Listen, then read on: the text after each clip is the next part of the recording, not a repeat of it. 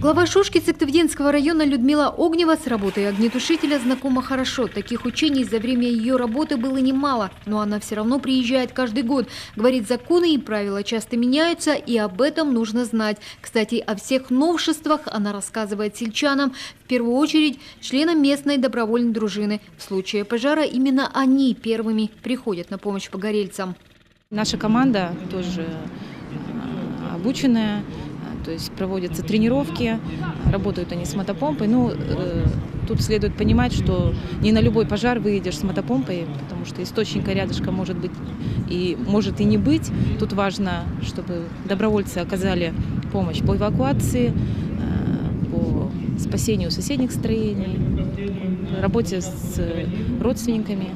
Но не во всех населенных пунктах есть добровольные дружины. Некоторым они просто не нужны. Например, в селе Куратово Сысольского района есть своя пожарная часть. Тем не менее, ответственность за подготовку к пожароопасному сезону ложится на плечи местного главы. Нужно не просто следить, чтобы люди не жгли мусор и сухую траву, но и проводить опашку возле леса и другие противопожарные мероприятия.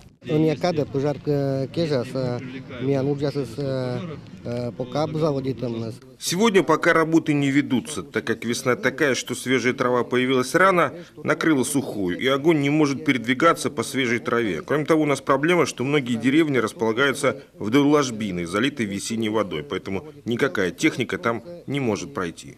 Противопожарный ликбез для глав поселений Республики МЧС проводит ежегодно, аккурат перед сезоном. Учат всему, начиная от подготовки пожарных водоемов до использования средств пожаротушения.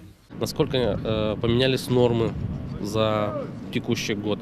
Доводим, если есть изменения, какие требования, как их выполнять, какие проблемные вопросы могут при выполнении этих требований возникать.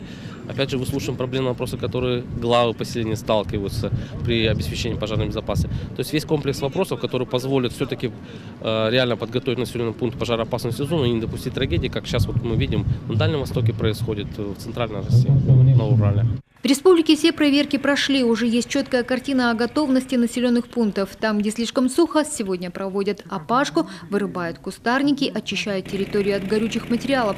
Кроме того, проверяют готовность к сезону добровольных дружин. Некоторые из них экзамен проходили на республиканских соревнованиях. Виктор Лещев, сам из бывших профессиональных огнеборцев. Для него это не первое испытание. По-моему, 4-й или 5-й раз. 3 кубка имеем уже. 2 первых, 1 второе. Так что, ничего, постараемся и в этом году. Те же самые люди, у нас текучки нет. За звание лучшего дружинника боролись 6 команд со всей республики. Добровольные огнеборцы отрабатывали навыки тушения условного пожара с боевым развертыванием, оказывали помощь потерпевшему и ликвидировали условное дорожное происшествие. Елена Кононова, Иван Богомолов, телеканал Юрган.